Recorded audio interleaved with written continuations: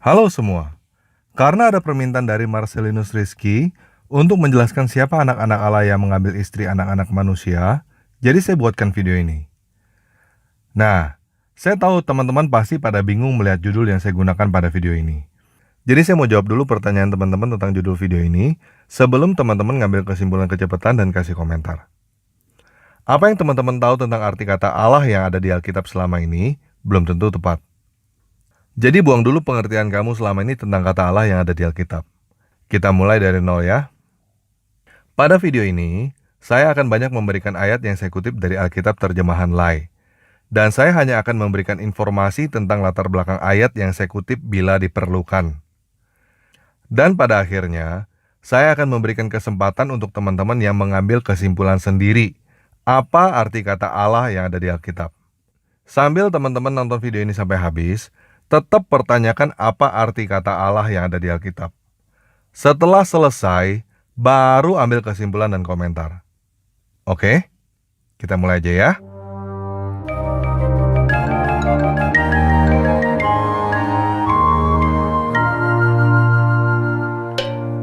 Sekarang kita baca dulu apa yang dipertanyakan oleh Marcelinus Rizky. Kejadian 6 ayat 1-4. Ketika manusia itu mulai bertambah banyak jumlahnya di bumi, bagi mereka lahir anak-anak perempuan. Maka anak-anak Allah melihat bahwa anak-anak perempuan manusia itu cantik-cantik. Lalu mereka mengambil istri dari antara perempuan-perempuan itu, siapa saja yang disukai mereka. Berfirmanlah Tuhan, Rohku tidak akan selama-lamanya tinggal di dalam manusia, karena manusia itu adalah daging. Tetapi umurnya akan 120 tahun saja. Pada waktu itu orang-orang raksasa ada di bumi, dan juga pada waktu sesudahnya. Ketika anak-anak Allah menghampiri anak-anak perempuan manusia, dan perempuan-perempuan itu melahirkan anak bagi mereka. Inilah orang yang gagah perkasa di zaman purbakala, orang-orang yang kenamaan. Nah, Marcelinus mempertanyakan siapa anak-anak Allah yang dimaksud. Oke? Kejadian 1 ayat 26-27. Ini adalah catatan peristiwa ketika Tuhan menciptakan manusia dalam 6 hari penciptaan. Berfirmanlah Allah, baiklah kita menjadikan manusia menurut gambar dan rupa kita, supaya mereka berkuasa atas ikan-ikan di laut, dan burung-burung di udara, dan atas ternak, dan atas seluruh bumi, dan atas segala binatang melata yang merayap di bumi. Maka Allah menciptakan manusia itu menurut gambarnya. Menurut gambar Allah diciptakannya dia. Laki-laki dan perempuan diciptakannya mereka. Di sini saya mau menegaskan bahwa dari semula Allah sudah menciptakan manusia seperti Allah. Oke?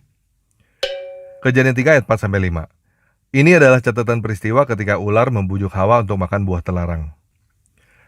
Tetapi ular itu berkata kepada perempuan itu, "Sekali-kali kamu tidak akan mati." Tetapi Allah mengetahui bahwa pada waktu kamu memakannya, matamu akan terbuka, dan kamu akan menjadi seperti Allah, tahu tentang yang baik dan yang jahat. Di sini saya mau menegaskan bahwa si ular itu berkata, kalau makan buah terlarang itu, baru kamu akan menjadi seperti Allah. Oke? Keluaran 7 ayat 1. Ini adalah peristiwa ketika Tuhan memanggil Musa untuk membawa bangsa Israel keluar dari Mesir. Berfirmanlah Tuhan kepada Musa, "Lihat, aku mengangkat engkau sebagai Allah bagi Firaun, dan Harun abangmu akan menjadi nabimu." Lihat ya, Tuhan mengangkat Musa sebagai Allah bagi Firaun, bukan sebagai nabi bagi Firaun. Keluaran 15 ayat 11. Ini adalah nyanyian Musa dan bangsa Israel ketika melewati Laut Merah. Siapakah yang seperti engkau di antara para Allah? Ya Tuhan, siapakah seperti engkau, mulia karena kekudusanmu, menakutkan karena perbuatanmu yang masyhur. Engkau pembuat keajaiban. Hakim-Hakim 10 ayat 6. Ini adalah peristiwa ketika bangsa Israel sudah berada di tanah perjanjian. Ketika ini Musa dan Yosua udah mati. Orang Israel itu melakukan pula apa yang jahat di mata Tuhan. Mereka beribadah kepada para Baal dan para Asyitoret, kepada para Allah orang Aram, para Allah orang Sidon, para Allah orang Moab, para Allah Bani Amon, dan para Allah orang Filistin. Tetapi Tuhan ditinggalkan mereka, dan kepada Dia mereka tidak beribadah. Hakim-Hakim 10 ayat 16. Ini adalah peristiwa setelah Tuhan marah karena bangsa Israel beribadah kepada para allah asing. Dan mereka menjauhkan para allah asing dari tengah-tengah mereka. Lalu mereka beribadah kepada Tuhan. Maka Tuhan tidak dapat lagi menahan hatinya melihat kesukaran mereka. Mazmur 95 ayat 3. Sebab Tuhan adalah Allah yang besar, dan Raja yang besar mengatasi segala Allah. Ayub 1 ayat 6-7. Alkitab mencatat bahwa Ayub adalah orang benar. Banyak yang berkata bahwa Ayub bukan orang Israel, bukan keturunan Abraham. Oke? Pada suatu hari, datanglah anak-anak Allah menghadap Tuhan. Dan di antara mereka datanglah juga iblis. Maka bertanyalah Tuhan kepada iblis, "Dari mana engkau?" Lalu jawab iblis itu kepada Tuhan, "Dari perjalanan mengelilingi dan menjelajah bumi." Kita perhatikan di situ ada kata anak-anak Allah juga ya. Di sini ada yang perlu saya informasikan, bahwa kata iblis yang dipakai di sini dalam bahasa Ibraninya adalah hasatan.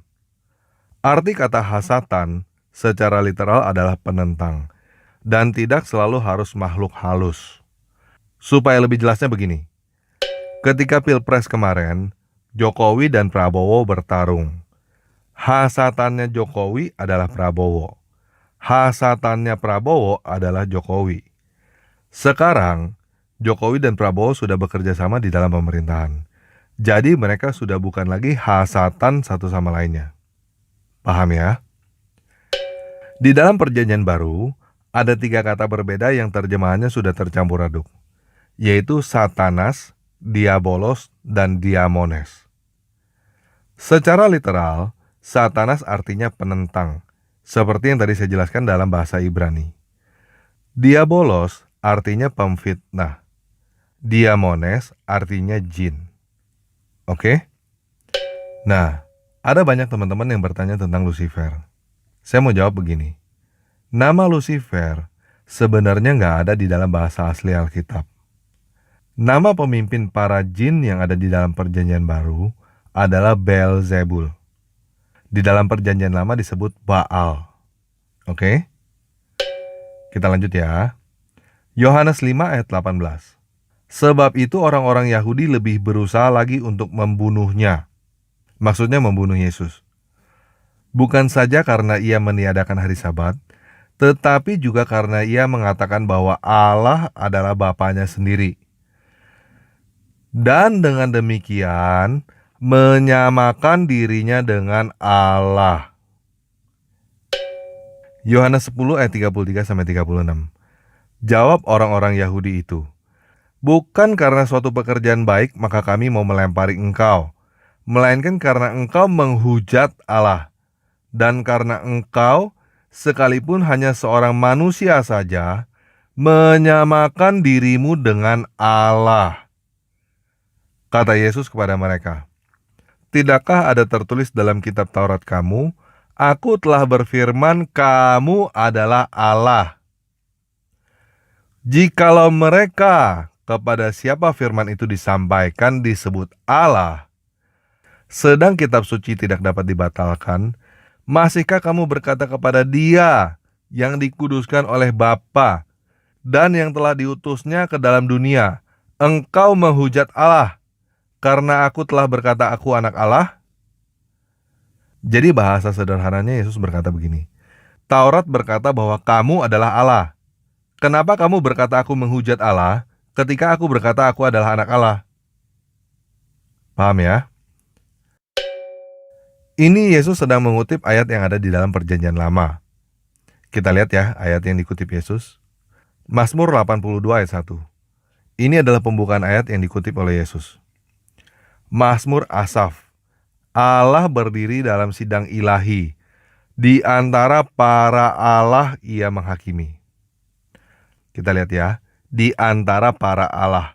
bukan di antara para malaikat. Oke? Mazmur 82 ayat 6. Aku sendiri telah berfirman, kamu adalah Allah, dan anak-anaknya maha tinggi kamu sekalian. Namun seperti manusia kamu akan mati, dan seperti salah seorang pembesar kamu akan tewas. Oke, lanjut ya. Roma 8 ayat 16. Roh itu bersaksi bersama-sama dengan roh kita. Roh dengan huruf besar di sini maksudnya adalah Roh Kudus ya. Roh Kudus bersaksi bersama-sama dengan roh kita bahwa kita adalah anak-anak Allah. Dan jika kita adalah anak, maka kita juga adalah ahli waris.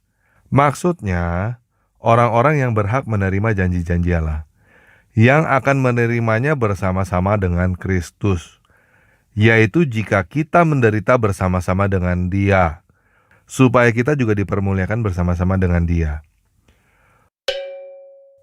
Roma 9 ayat 8. Artinya, bukan anak-anak menurut daging adalah anak-anak Allah, tetapi anak-anak perjanjian yang disebut keturunan yang benar. Efesus 2 ayat 19-20. Demikianlah kamu bukan lagi orang asing dan pendatang. Maksudnya kamu di sini adalah orang-orang Kristen yang udah lahir baru ya. Demikianlah kamu bukan lagi orang-orang asing dan pendatang, melainkan kawan sewarga dari orang-orang kudus dan anggota-anggota keluarga Allah yang dibangun di atas dasar para rasul dan para nabi, dengan Kristus Yesus sebagai batu penjuru. Filipi 2 ayat 6-7. Hendaklah kamu dalam hidupmu bersama menaruh pikiran dan perasaan yang terdapat juga dalam Kristus Yesus, yang walaupun dalam rupa Allah, tidak menganggap kesetaraannya dengan Allah itu sebagai milik yang harus dipertahankan, melainkan telah mengosongkan dirinya dan mengambil rupa seorang hamba, dan menjadi sama dengan manusia. Gimana?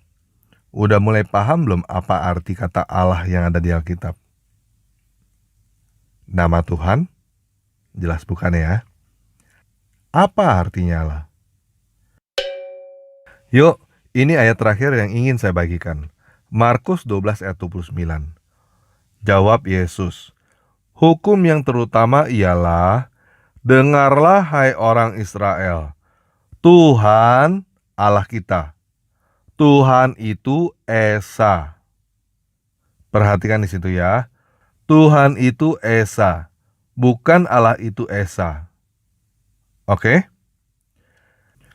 Nah, pada video ini, saya tidak akan menarik kesimpulan buat teman-teman. Silakan teman-teman menarik kesimpulan sendiri ya. Ini pertanyaannya. Apa itu manusia? Siapa anak-anak manusia? Apakah anak-anak manusia adalah manusia? Apa itu Allah? Siapa anak-anak Allah? Apakah anak-anak Allah adalah Allah? Oke? Silakan tulis jawabannya di kolom komentar di bawah video ini ya. Sekian video kali ini. Yesus Kristus Tuhan saya yang Esa memberkati kita semua.